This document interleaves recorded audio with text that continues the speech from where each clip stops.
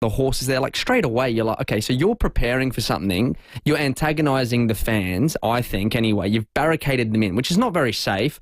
I get you've got to do what you've got to do for your job and keep it safe. But there was a fight at the AFL on Friday night, a massive fight.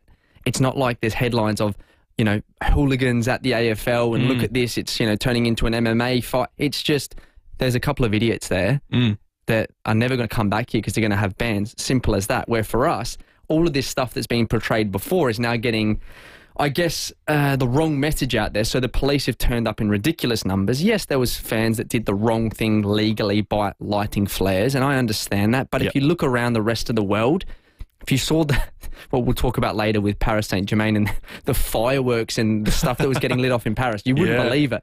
But that's what makes this sport unique. The fans are so passionate and so active in this. The march to the ground is just as important to them as what it is when they're actually in the ground.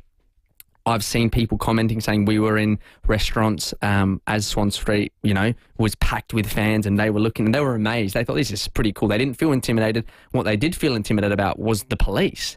The police that were there were actually intimidating this. There was no Melbourne City fans that I'm aware of there, so there was not going to be a clash of the fans. So I think there needs to be better organisation with, you know, like I said, the APL, the active support groups and the police. They can't just come here and say, well, we need to do this. And it's not my kind of place to say, but, you know, there's youth gang crime going through the roof in Melbourne.